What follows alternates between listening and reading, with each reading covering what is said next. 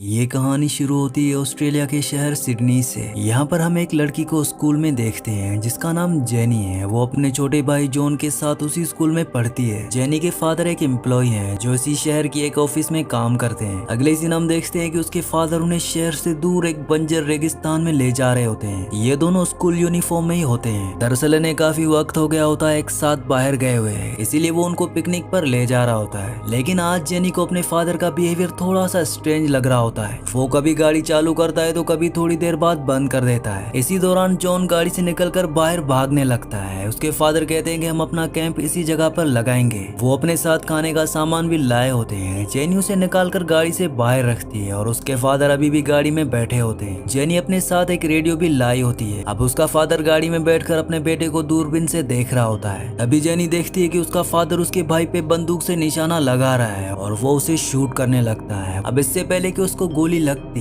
तभी जेनी आकर उसे पत्थरों के पीछे छुपा देती है। तभी जॉन यानी कि उसके छोटे भाई को लगता है कि वो सब कोई खेल खेल रहे हैं। जेनी उसे कुछ नहीं बताती, पर अब जेनी को पता चल चुका है कि उसका फादर इन दोनों को मारना चाहता है। वो अपने भाई को लेकर वहाँ से छुपकर भागने लगती है। वो देखती है कि उसके फादर गाड़ी से पेट्रोल का गैलन निकालता है और उसे गाड़ी पर छिड़क कर आग लगा देता है और खुद को गोली मारकर अपनी जान ले लेता है। दरअसल जेनी के फादर काफी दिनों से डिप्रेशन में थे, इसीलिए वो अपने साथ जेनी और जॉन को भी मारना चाहता था। जेनी ये देखकर काफी डर जाती है और अपनी पिकनिक स्पॉट से कुछ खाने पीने का सामान लेकर अपने भाई के साथ निकल जाती है। जॉन के पूछने पर वो कुछ भी नहीं बताती और वो उस बंजर रेगिस्तान में आगे बढ़ने लगती है। अब चलते चलते रात हो जाती है। उनके पास थोड़ा सा कैट फूड होता है, ये उन्हें खाकर गुजारा कर लेते हैं और वहीं रुककर सो जाते हैं। अब अगली सुबह उठकर वो आगे बढ़ने लगते हैं। वो काफी ऊंचाई की तरफ पहुंच जाते हैं। वहां से देखने के बाद सामने बस दूर दूर तक बंजर रेगिस्तान ही नजर आ रहा होता है। ये एक जगह रुक जाते हैं। अब इनके पास आखिरी कैन फूड बचा होता है, ये उसे भी खा लेते हैं। यानी कि अब इनके पास खाने के लिए कुछ भी नहीं है। ये रेगिस्तान में भटक चुके हैं। ये वेस्टर्न ऑस्ट्रेलिया का इतना बड़ा रेगिस्तान होता है कि यहाँ से बिना नक्शे के निकलना तकरीबन नामुमकिन है। अब इसके बाद रात बीत जाती है। आज उन्हें यहाँ 3 दिन गुजर चुके हैं। प्यास की वजह से अब इनकी बॉडी डिहाइड्रेट होने लगती है। जॉन थक कर वहीं लेट जाता है। अब वो चलने की हालत में नहीं होता। जेनी उसे अपने कंधे पर उठाकर आगे बढ़ने लगती है, पर अब जेनी भी काफी थक गई होती है। जेनी उसे कहती है कि वो उठे और उसके साथ आगे बढ़े। पानी ना मिलने की वजह से जॉन की आंखें बंद होने लगती है। तभी दूर जेनी को एक पेड़ दिखाई देता है। वो सोचती है कि वहाँ वो थोड़ी दूर रुककर आराम करेंगे और फिर आगे बढ़ेंगे। अब जब वो उस पेड़ के पास पहुँचते हैं तो उस पेड़ पर कुछ फल लटक रहे होते हैं और वही उस पेड़ के नीचे काफी पानी जमा होता है, जिसे देखकर ये दोनों बहुत खुश हो जाते हैं। लेकिन उन्हें ये लगता है कि ये फल जहरीला भी हो सकता है। पर तभी ये देखते हैं कि कुछ पंछी उस फल को खा रहे होते हैं। ये दोनों वहीं रुककर अपना पूरा दिन गुजारते हैं और रात को वहीं पर ही सो जाते हैं। वीडियो में आगे बढ़ने से पहले आप सबसे रिक्वेस्ट है कि मेरे 99% व्यूवर्स वीडियो तो देखते हैं लेकिन चैनल को सब्सक्राइब नहीं करते और ना ही वीडियो को लाइक करते हैं। तो आप सबसे रिक्वेस्ट है कि मेरे चैनल को सब्सक्राइब और वीडियो को लाइक लाजमी से कर दिया करें। अगली सुबह जेनी उठकर देखती है कि वहाँ का सारा पानी सूख चुका है। ये देखकर वो काफी मायूस हो जाती है और अब पेड़ पर जो थोड़े बहुत फल होते हैं वो भी खत्म हो चुके हैं। इन दोनों को समझ में नहीं आ रहा होता कि एक रात में इतना सारा पानी कैसे सूख गया। जॉन पूछता है कि आज वो किस दिशा में सफर करेंगे। जेनी कहती है कि वो यहीं रुकेंगे और मदद का इंतजार करेंगे। जॉन और सफर नहीं करना चाहता, वो उतनी धूप में काफी थक चुका है। अब इसके बाद दोपहर के टाइम पर वो वहीं पर ही आराम कर रहे होते हैं कि तभी दूर ऊंचाई पर एक आदमी उनकी तरफ आता हुआ दिखाई देता है। दरअसल ये एक शिकारी होता है जो उसी रेगिस्तान में अकेले शिकार कर रहा होता है। वो उनकी तरफ आता है और अपनी जुबान में उनसे पूछता है, लेकिन जेनी को उसकी जुबान समझ में नहीं आती और ना ही उस लड़के को इंग्लिश आती है। थोड़ी देर बोलने के बाद वो वहाँ से जाने लगता है। जेनी उसे रोकती है और वो उसे अपनी बात समझाने की कोशिश करती है, लेकिन उस लड़के को कुछ समझ नहीं आता। तब जॉन उसे इशारों में समझाता है कि उन्हें पीने के लिए पानी चाहिए, जिसके बाद वो समझ जाता है कि इन्हें पीने के लिए पानी चाहिए। वो उस पेड़ के पास जाता है और गीली मिट्टी में एक लकड़ी की पाइप डालता है और मुंह से खींचकर पानी को ऊपर ले आता है। दरअसल ये पानी सूखा हुआ नहीं होता,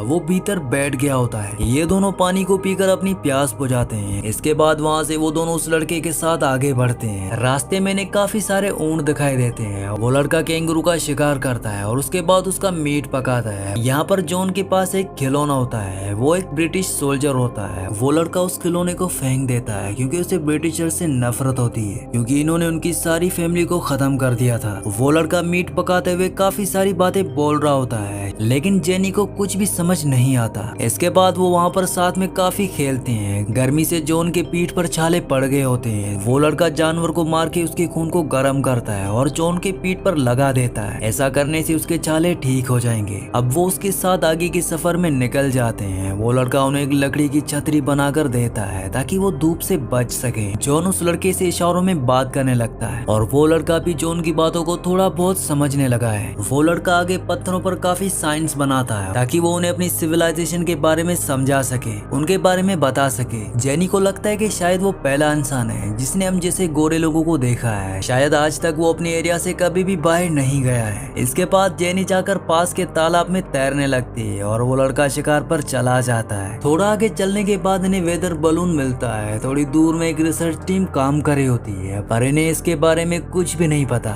वहाँ से वो लड़का उन्हें फार्म पर लेकर जाता है। जेनी भागते हुए उसके पास जाती है, शायद यहाँ से उसे कोई मदद मिल जाए, लेकिन वो फार्म पूरी तरह से खाली होता है। ये देखकर वो काफी मायूस हो जाती है। यहाँ वो लड़का जेनी से काफी बातें करता है, लेकिन जेनी को कुछ भी समझ नहीं आता। शायद वो जेनी को पसंद करने लगा है। इसके बाद वो लड़का जॉन को लेकर शिकार करने चला जाता है। वहाँ उसे एक भैंसा दिखाई देता है। वो उससे लड़ने लगता है और जमीन पर पटक देता है। तभी वहाँ पर कुछ गोरे ऑस्ट्रेलियन ट्रक लेकर आते हैं। उन्होंने एक भैंसे को अपनी ट्रक के पीछे रखा हुआ होता है। वो कई भैंसों को अपनी राइफल से शूट कर रहे होते हैं। वहाँ वो लड़का खड़ा होकर ये सब देख रहा होता है। उसे ये सब ठीक नहीं लग रहा होता क्योंकि ये शिकार का सही तरीका नहीं होता। वो मायूस होकर वापस फार्म में लौट जाता है। जेनी उसे आवाज देती है पर वो नहीं सुनता। थोड़ी देर बाद वो बाहर चला जाता है। बाहर कई भैंसों की हड्डियां पड़ी हुई होती हैं। वो उनके बीच में जाकर सो जाता है और हड्डियों की राख से अपनी पूरी बॉडी को पेंट कर देता है। इसके बाद वो जब फार्म आता है तो जेनी को देखकर वो उसके सामने डांस करने लगता है। शायद वो जेनी को इम्प्रेस करने की कोशिश कर रहा होता है, और उसे इस तरह से देखकर जेनी डर जाती है और वो छुप जाती है। वो पूरा दिन और रात बाहर नाचता रहता है। इसके बाद जेनी रात को जॉन से कहती है कि सुबह होने वाली है, हम दोनों यहाँ से निकल जाएंगे। अगली सुबह जॉन जेनी को उठाता है। वो पूछता है कि वो लड़का कहीं दिखाई नहीं दे रहा है। जेनी को लगता है कि वो लड़का शायद अपने घर वापस लौट गया होगा। ये दोनों सुबह अपनी यूनिफॉर्म पहनकर तैयार हो जाते हैं। ये जब वहाँ से जाने लगते हैं तो घर के दूसरी तरफ एक पेड़ पर ये उस लड़के की लटकी हुई लाश को देखते हैं। दरअसल उसने अपनी जान ले ली होती है। ये देखकर जेनी को काफी दुख होता है। वो उसकी बॉडी से चींटियों को साफ करती है। अब इसके बाद ये दोनों वहाँ से निकलकर सड़क पर पहुंच जाते हैं और आगे बढ़ने लगते हैं। आगे उन्हें रेगिस्तान में एक माइनिंग टाउन नजर आता है। वहाँ एक आदमी होता है और वहाँ से जेनी को मदद मिल जाती है। अब कुछ सालों के बाद हम जेनी को उसी अपार्टमेंट में देखते हैं जिसमें वो रहती थी। अब वो बड़ी हो गई है और उसने शादी भी कर ली होती है, पर जेनी अभी भी उस लड़की को भूल नहीं पाई। वो उसके साथ बिताई हुई रातों को याद करती है और उसकी बातों को याद करती है। और इसी सीन के साथ इस मूवी का एंड हो जाता है। अगली कहानी आप किस मूवी पर सुनना चाहते हैं मुझे नीचे कमेंट्स में जरूर बताना, क्योंकि मैं आपकी कमेंट्स पढ़ता हूँ और आपके प्यारे प्यारे कमेंट्स का बहुत बहुत शुक्रिया।